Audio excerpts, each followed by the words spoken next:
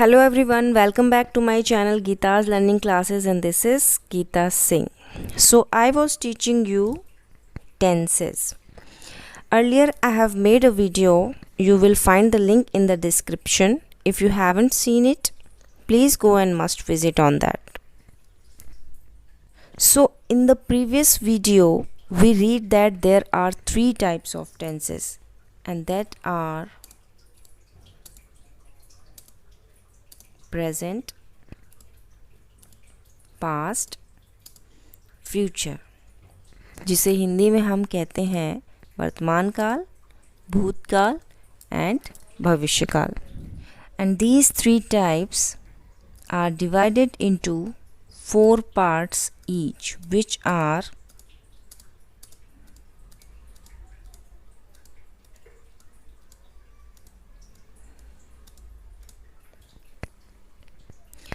as I told you that I have already made a video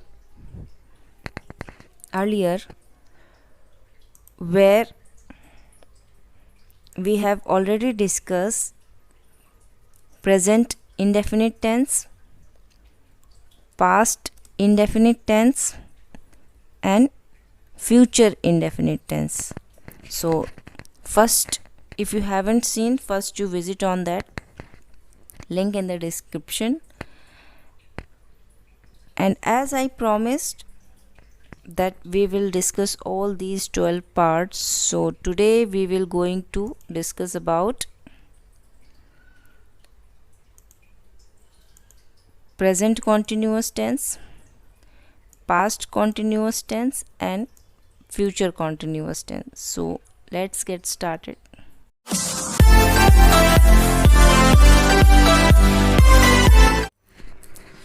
okay, so present continuous tense, जिसको हम present progressive tense और present imperfect tense भी कहते हैं.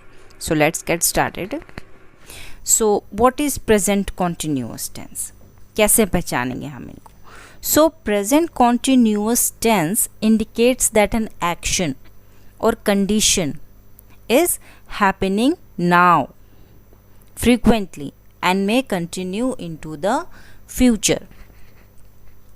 So means present continuous tense ये indicate करता है कि कोई क्रिया या स्थिति अभी बार बार हो रही है. अभी means आज में, और भविष्य में भी जारी रह सकती है.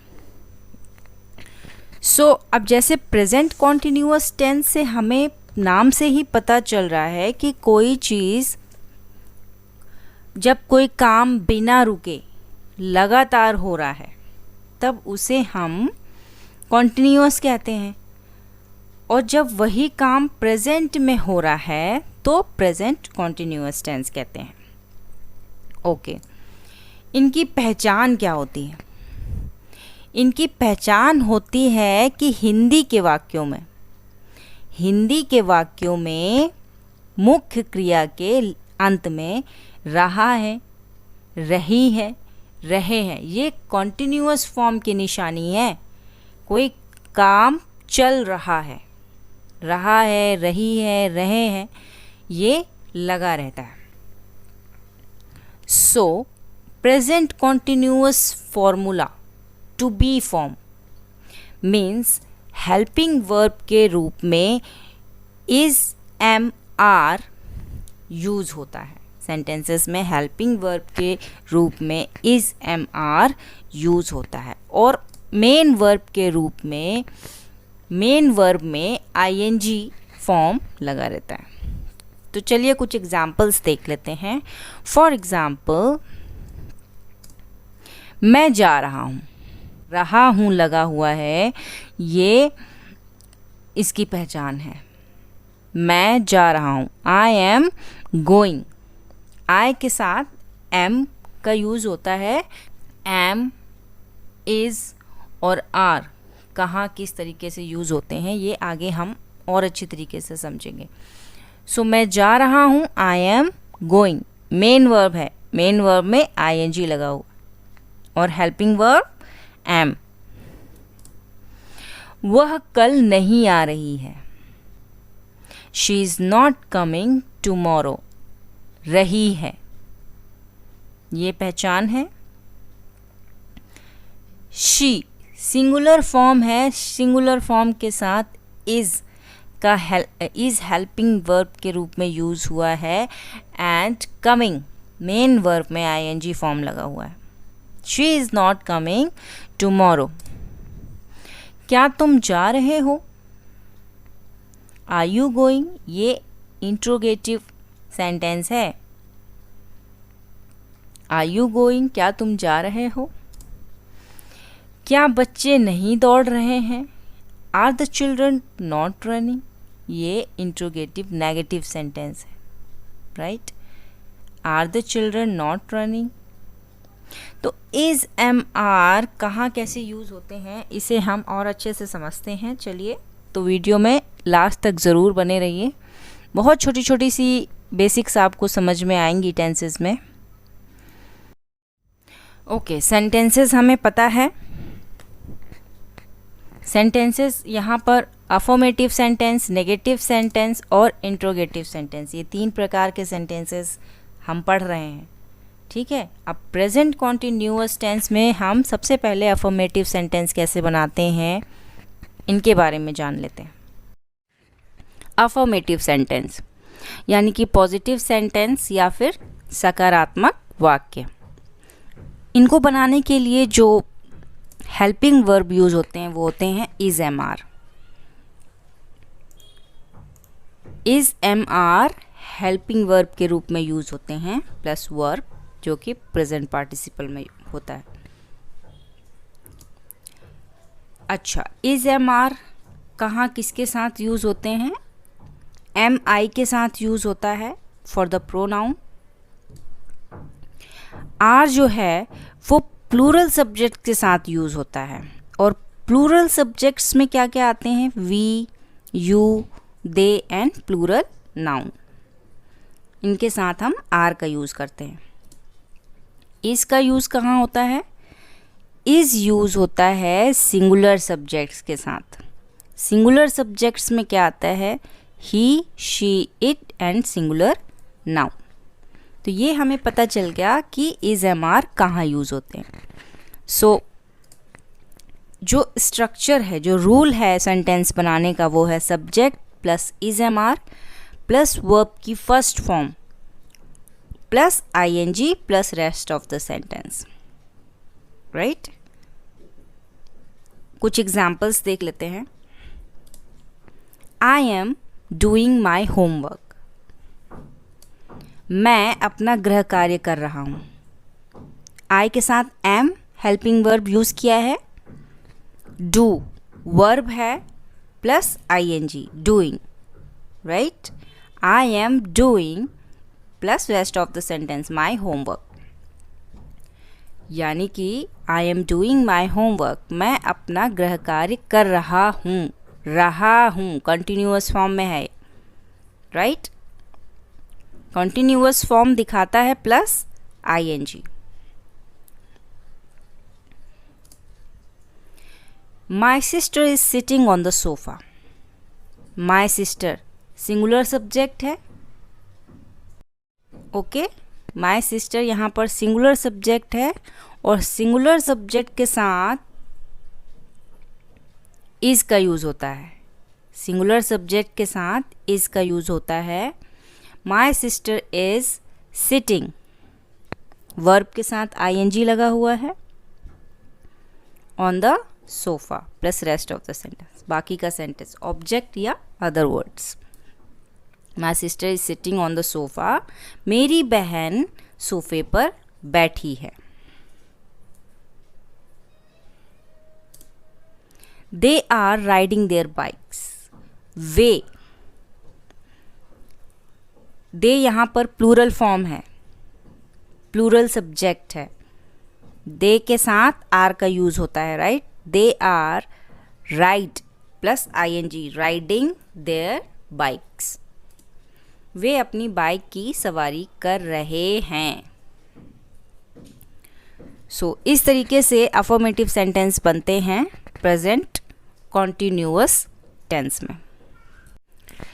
Negative sentence. Present continuous tense के नेगेटिव सेंटेंस यानी कि नकारात्मक वाक्य बनाने के लिए हमें क्या करना होता है?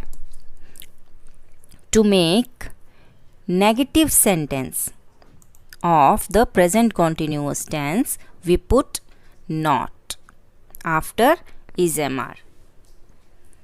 प्रेजेंट कॉन्टिन्यूअस टेंस के नेगेटिव सेंटेंस बनाने के लिए हमें इज एम आर के बाद नॉट लगाना होता है, राइट? सो जो इसके लिए जो स्ट्रक्चर है वो है subject plus is am are plus not. Is am are के बाद नॉट लगाना होता है। Is am are plus not plus verb की first form plus I N G plus object plus other words. So let's see some examples. He is not working here. इसके बाद is जो helping verb है, इसके बाद not लगा हुआ है। He is not working here. वह यहाँ काम नहीं कर रहा है।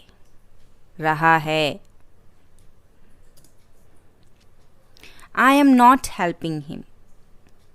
I am, I के साथ हेल्पिंग वर्ब am लगा हुआ है, not helping him. मैं उसकी मदद नहीं कर रहा हूँ। You are not working hard. You के साथ are लगा हुआ है, you प्लूरल सब्जेक्ट है, राइट?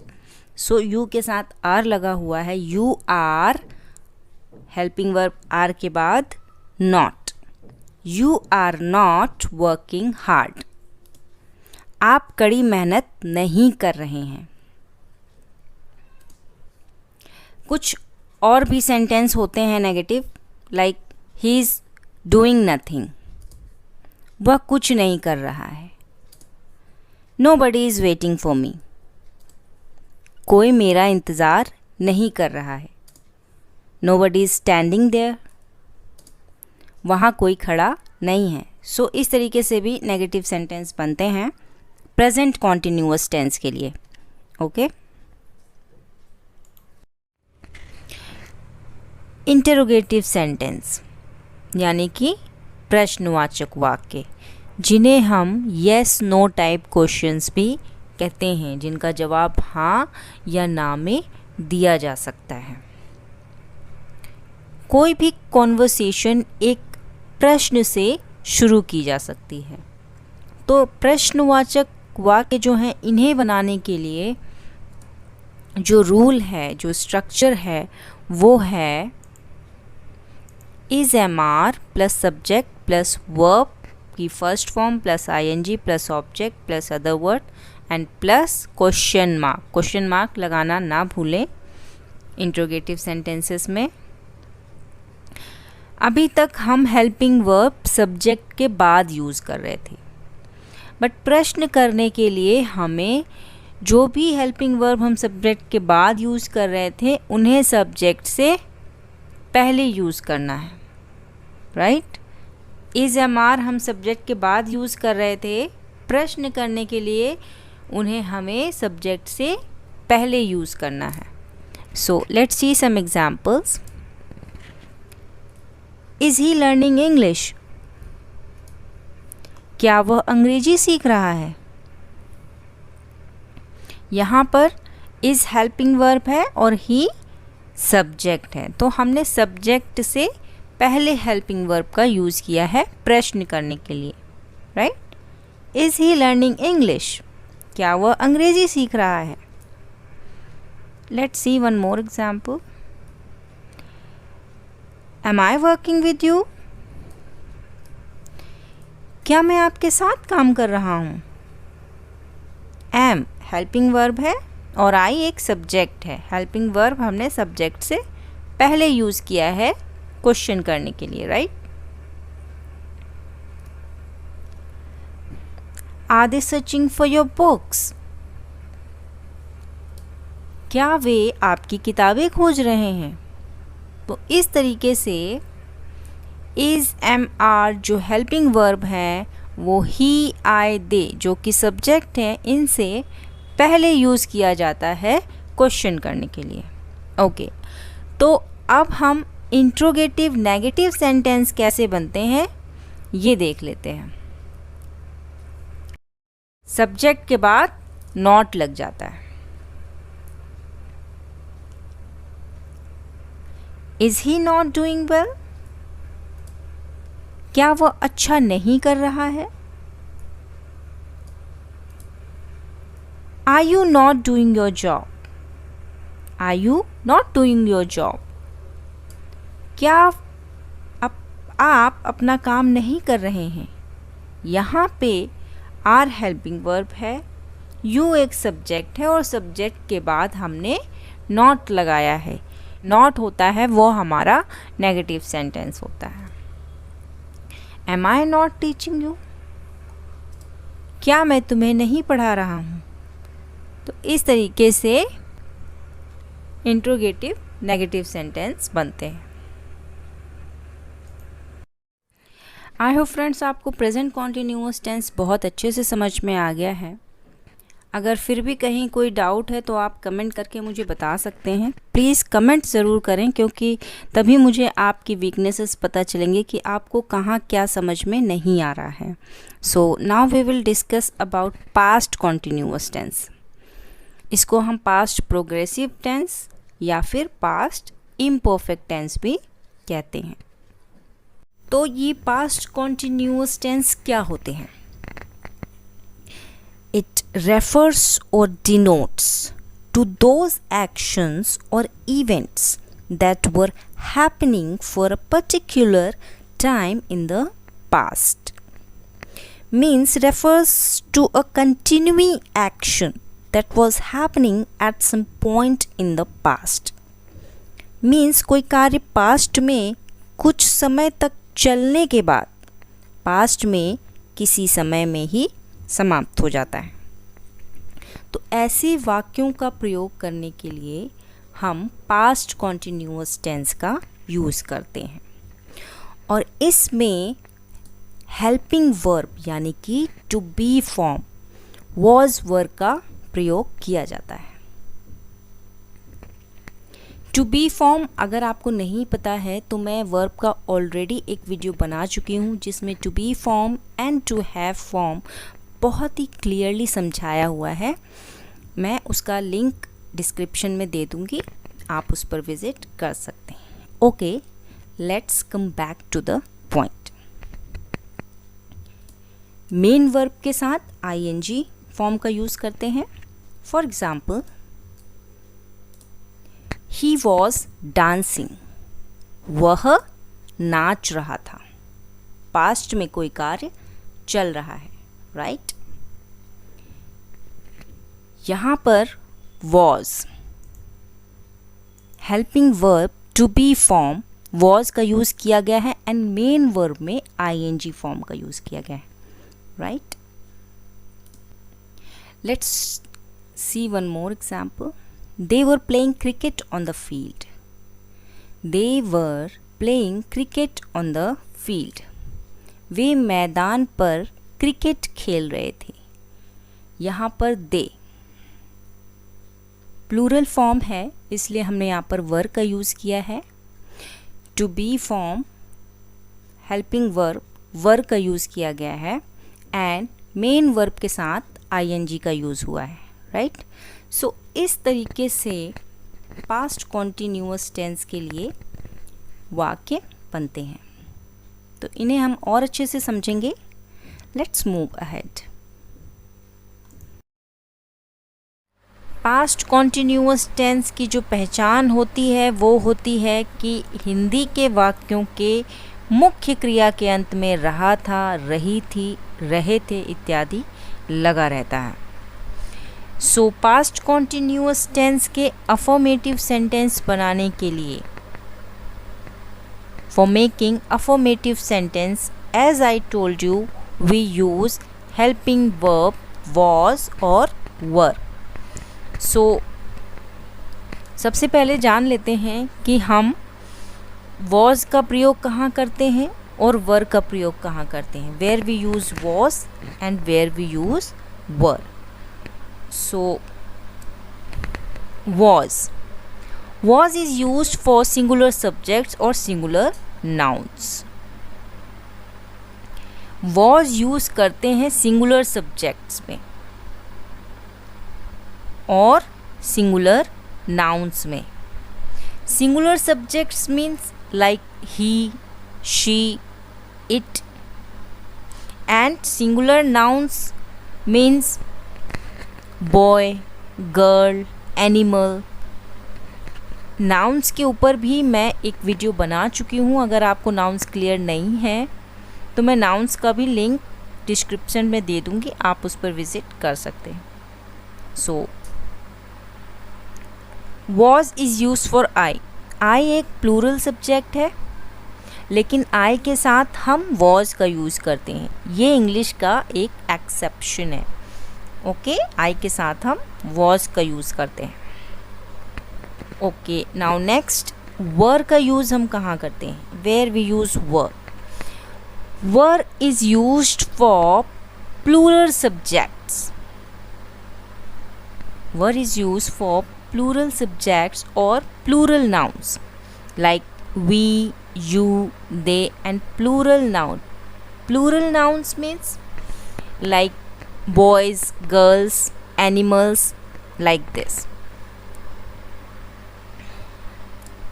मेन वर्ब में हम ing का यूज़ करते हैं. सो ये सारी चीज़ें याद करने के लिए हैं. So all these things you have to be learn. Past continuous tense का जो स्ट्रक्चर है, जो रूल है, वो है सब्जेक्ट प्लस वॉज या फिर वर्ब प्लस वर्ब की फर्स्ट फॉर्म के साथ ing लगता है plus object and plus other word. So singulars के हम अलग एग्जाम्पल्स देखेंगे एंड प्लूरल्स के हम अलग एग्जाम्पल्स देखेंगे, ताकि आपको क्लियर हो जाए कि सिंगुलर्स के साथ हम वॉज का यूज़ करते हैं एंड प्लूरल्स के साथ वर का यूज़ करते हैं. तो आपको वॉज और वर अच्छे से क्लियर हो जाएगा, right. So first we take an example of singular subject. David was driving a car.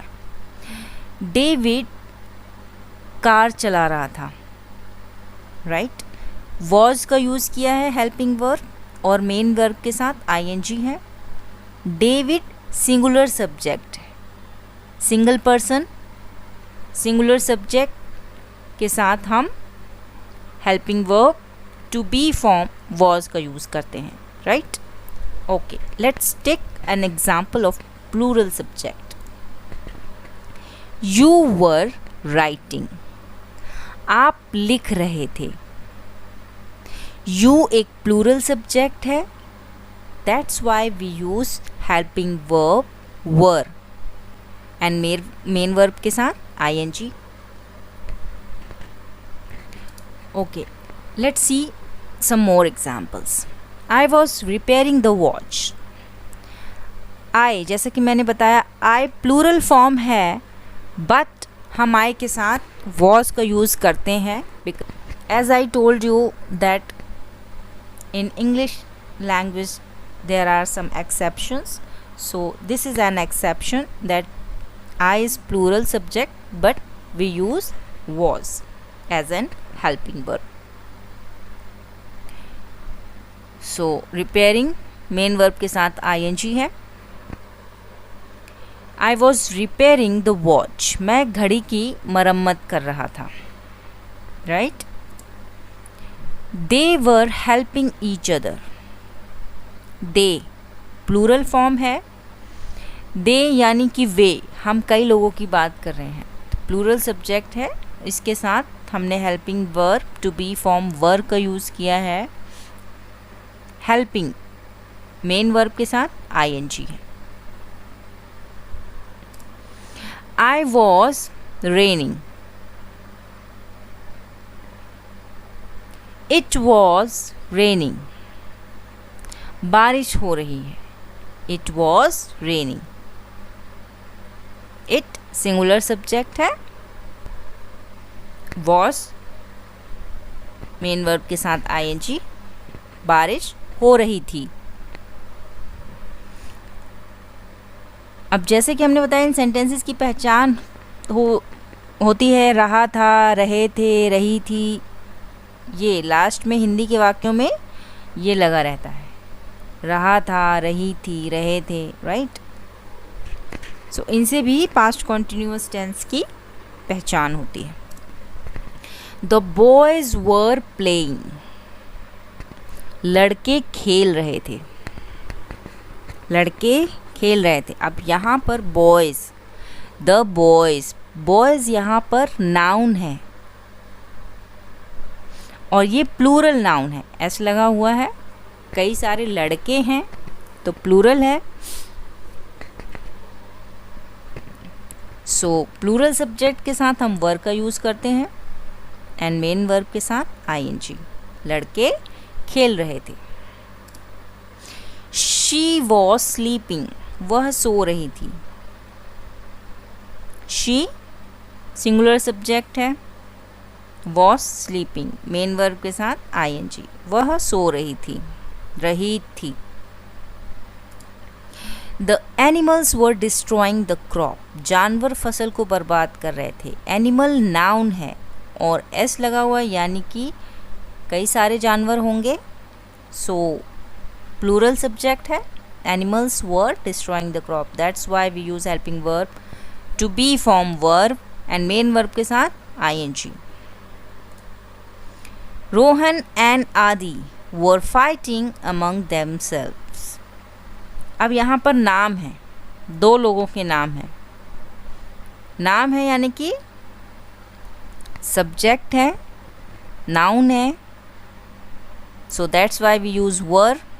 यहाँ पे दो लोग हैं इसलिए हमने, दो लोग हैं प्लूरल फॉर्म है तो वर का यूज़ किया गया है मेन वर्ब के साथ आईएनजी। रोहन एंड आदि वो फाइटिंग अमंग देमसेल्व्स, रोहन और आदि आपस में लड़ रहे थे, right. So these are the examples of past continuous tense.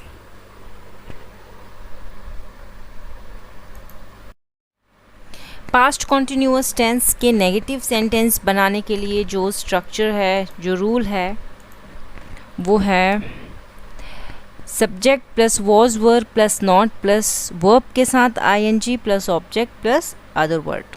Same structure है जैसा कि अभी हमने देखा, बट हेल्पिंग वर्ब के बाद नॉट लग जाता है। तो कुछ एग्जांपल्स देख लेते हैं, आपको वॉज वर और क्लियर हो जाएगा और नेगेटिव सेंटेंस कैसे बनते हैं ये भी मालूम पड़ जाएगा।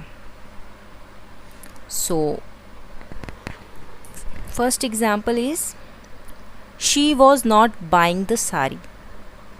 शी सब्जेक्ट है, सिंगुलर सब्जेक्ट है, इसलिए हमने हेल्पिंग वर्ब वॉज का यूज़ किया है और हेल्पिंग वर्ब के बाद हम नॉट का यूज़ करेंगे नेगेटिव सेंटेंस बनाने के लिए। So she was not and again main verb के साथ ING the sari. She was not buying the sari, वह साड़ी नहीं खरीद रही थी, रही थी। We were not going to play football. We हम, हमारे साथ कई लोग हैं इसलिए प्लूरल फॉर्म है, वर्ब का यूज़ किया है हमने और हेल्पिंग वर्ब के बाद हम नॉट का यूज़ करेंगे नेगेटिव सेंटेंस बनाने के लिए एंड मेन वर्ब के साथ ING. So we were not going to play football, हम फुटबॉल नहीं खेलने वाले थे, right.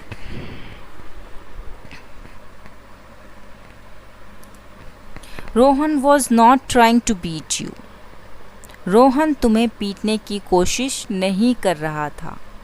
Rohan was not trying to beat you. Neha and Savita. Neha and Savita दोनों नाम हैं, दो हैं, प्लूरल फॉर्म है इसलिए हमने वर्ब का यूज़ किया है। नॉट हेल्पिंग वर्ब के बाद not appearing the examination. Neha और सविता परीक्षा नहीं दे रहे थे। I was not helping him, मैं उसकी मदद नहीं कर रहा था। I was not helping him, I के साथ वॉज का यूज होता है, this is an exception. They were not trying to pass the examination. They plural form है, were not, trying main verb के साथ ING, to pass the examination, वे परीक्षा pass करने की कोशिश नहीं कर रहे थे।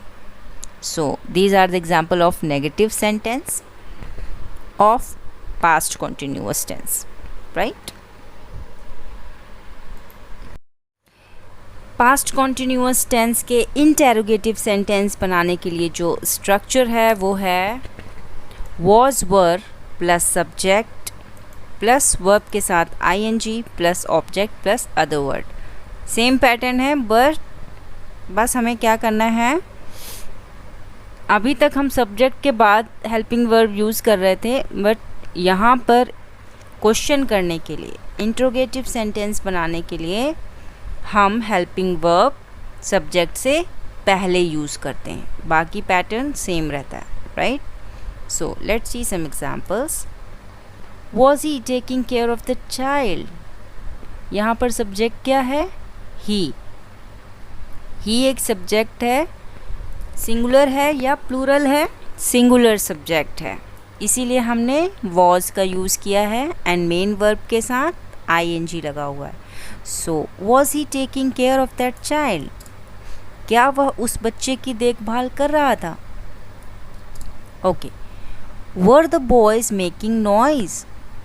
यहाँ पर सब्जेक्ट क्या है, द बॉयज़, प्लूरल नाउन है इसलिए हमने वर का यूज़ किया है एंड मेन वर्ब के साथ आईएनजी। सो क्या लड़के शोर कर रहे थे, वॉज आई डूइंग समथिंग। आई एक प्लूरल सब्जेक्ट है बट आई के साथ वॉज लगता है, ये एक एक्सेप्शन है। क्या मैं कुछ कर रहा था, were you shouting there. You एक प्लूरल सब्जेक्ट है इसलिए वर का यूज़ किया है सब्जेक्ट से पहले एंड मेन वर्ब के साथ ING. Were you shouting there, क्या तुम वहाँ चिल्ला रहे थे। Was she going to school yesterday morning. Subject क्या है, शी, सिंगुलर सब्जेक्ट है इसीलिए हमने वॉज यूज़ किया है एंड मेन वर्ब के साथ आईएनजी। सो क्या वह कल सुबह स्कूल जा रही थी। Were we doing our work at that time. We plural subject है इसलिए हमने हेल्पिंग वर्ब का यूज़ किया है। क्वेश्चन कर रहे हैं इसलिए हेल्पिंग वर्ब हम सब्जेक्ट से पहले यूज़ कर रहे हैं एंड मेन वर्ब के साथ ING. So were we doing our work at that time. So क्या हम उस समय अपना काम कर रहे थे। So these are the examples of interrogative sentence of past continuous tense. So let's see some examples of interrogative negative sentence. Negative sentence बनाने के लिए क्या स्ट्रक्चर है, इंट्रोगेटिव नेगेटिव सेंटेंस स्ट्रक्चर क्या है, was were subject plus not. Negative sentence के लिए subject के बाद नॉट लग जाता है, बाकी पैटर्न सेम रहता है। Was were plus subject plus not plus verb के साथ ING, object plus other word plus question mark. So let's see some example. Was I not doing my job. Was I not doing my job, I के साथ was लगता है, plural subject है लेकिन was लगता है, ये एक एक्सेप्शन है, इसे याद रखिए। क्या मैं अपना काम नहीं कर रहा था। क्या मैं अपना काम नहीं कर रहा था, was I not doing my job. Were you not remembering your lesson. You एक प्लूरल सब्जेक्ट है, इसलिए हमने वर का यूज़ किया है। क्वेश्चन कर रहे हैं इसलिए सब्जेक्ट से पहले हेल्पिंग वर्ब यूज़ कर रहे हैं। वर यू नॉट, सब्जेक्ट के बाद नॉट लगता है, मेन वर्ब के साथ ing। Were you not remembering your lesson. क्या आपको अपना पाठ याद नहीं आ रहा था? So these are the examples of interrogative negative sentence of past continuous tense. Now future continuous tense और future progressive tense, इसे हम future imperfect tense भी कहते हैं। Okay, so let's get started. So what is future continuous tense? Future continuous tense is a verb tense. यह क्रियाकाल है and it shows an action happening over a period of time in the future, and we also can say it shows an ongoing action in the future. It is future version of present continuous tense. Means भविष्य में किसी समय पर कोई कार्य या घटना हो रहा होगा या फिर जारी रहेगा, so that is called future continuous tense. और इनकी पहचान क्या होती है? हिंदी के वाक्य के अंत में रहा होगा, रही होगी,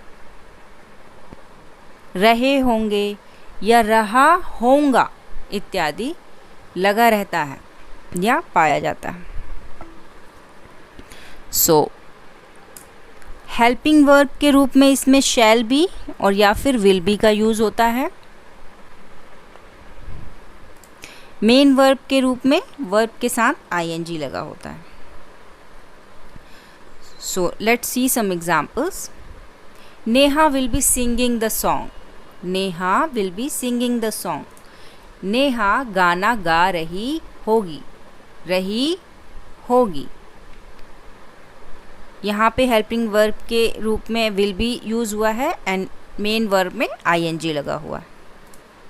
पूजा will be reading the books. Puja पुस्तक पढ़ रही होगी, पूजा पुस्तक पढ़ रही होगी। Boys will be playing matches. लड़के मैच खेल रहे होंगे। सो इस तरीके से फ्यूचर कॉन्टिन्यूअस टेंस में सेंटेंसेस बनते हैं।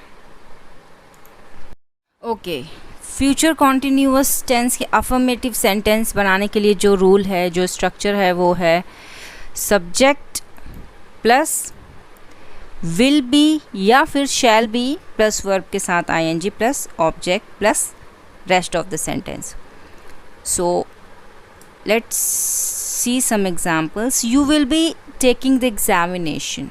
You will be taking the examination. तुम परीक्षा दे रहे होगे फ्यूचर में, ठीक है, फ्यूचर में तुम परीक्षा दे रहे होगे। You will be taking the examination. You will be progressing. Future में यू विल बी प्रोग्रेसिंग, तुम उन्नति कर रहे होगे। I will be going to the movies tomorrow. मैं कल फिल्मों में जाऊंगा, राइट। सो इस तरीके से अफर्मेटिव सेंटेंसेस बनते हैं फ्यूचर कॉन्टिन्यूअस टेंस में। ओके, फ्यूचर कॉन्टिन्यूअस टेंस के नेगेटिव सेंटेंस बनाने से पहले हम एक चीज़ समझ लेते हैं कि शैल बी का use, shall be is used for first person, that is I and we, and will be is used for second person, that is you, and the third person he, she, it, they and name. Means shall be का use हम first person के लिए करते हैं जिसमें I और we होता है। I और we के साथ हम शैल बी का यूज़ करते हैं। एंड विल बी का यूज़ करते हैं हम सेकेंड पर्सन you के साथ, and third person he, she, it, they and किसी नेम के साथ हम विल बी का यूज़ करते हैं, राइट। सो ये चीज़ पहले समझने और याद रखने के लिए है, तो इसे समझ लीजिए और याद रखिए।